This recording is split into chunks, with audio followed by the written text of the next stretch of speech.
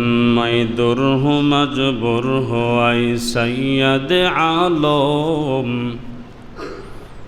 मैं दुर हूँ मजबूर हो आई सैयद आलम, दीदार दिखा दे नहीं आवाज़ सुना दो,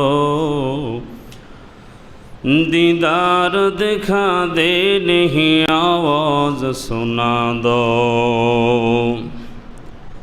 तकबीर में कलमा में नमाज़ों में अज़ा में, तकबीर में कलमा में नमाज़ों में अज़ा में, है नाम इलाही से मिला नाम मोहम्मद, है नाम इलाही से मिला नाम मोहम्मद। কোরআন সুন্নাহর বয়ান শোনার মতো সুযোগ করে দিলেন, সকলেই দিল থেকে শুকরিয়া তান বলছি আলহামদুলিল্লাহ।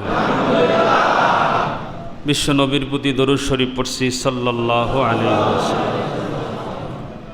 সম্মানিত হাজিরিন, আপনাদের সামনে কোরআনুল কারীম থেকে একটি আয়াতে কারিমা তেলাওয়াত করেছি, যে আয়াতে কারিমাটা আমাদের অনেকেরই পরিচিত।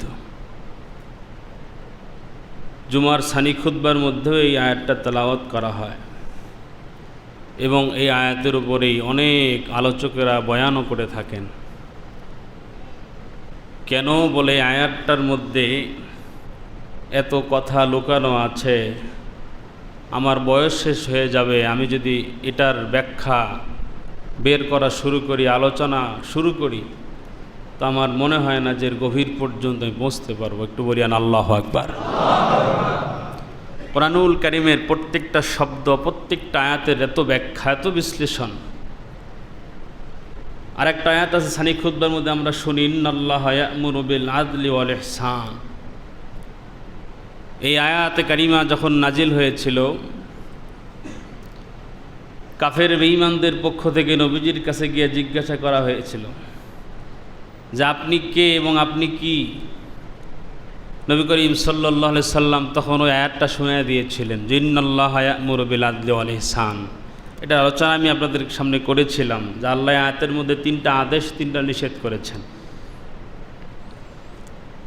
মুফাসসিরিনে কেরাম বলেন নবীজির প্রতি 30 পারা কোরআন নাজিল হয়েছে। আল্লাহর রসুল বলেন যে আমার কাছে যদি কোরআনুল কারীমের 6666টা আয়াত, মতভেদ আছে, বলে যদি 6665 আয়াত নাজিল নাও হতো, শুধুমাত্র একটা আয়াত নাজিল হতো, আর এই একটা আয়াত নিয়ে আমি যদি এই ইসলামের মিশন পৃথিবীতে চালিয়ে যাইতাম, তো আল্লাহ তাআলার ঝান্ডা উত্তোলন হওয়ার জন্য এই একটা আয়াতই যথেষ্ট ছিল। সুবহানাল্লাহ। যে কোরআনের আয়াতের এত ব্যাখ্যা, এত বিশ্লেষণ। তো আমি এই আয়াতটা নিয়ে একটু আলোচনা পড়তেছিলাম, পড়তে পড়তে গভীর পর্যন্ত গেলাম। তো আসলেই যখন যে পড়ালেখা করে, যে কোনো বিষয় নিয়ে পড়বেন, তো দেখবেন যত ভিতরে ঢুকবেন তত আরও ঢুকতে মন চায়, যত পড়বেন আরও পড়তে মন চায়। যখন মজা পাবেন তখন সময় কোন দিক দিয়ে চলে যাবে আপনি টের পাবেন না।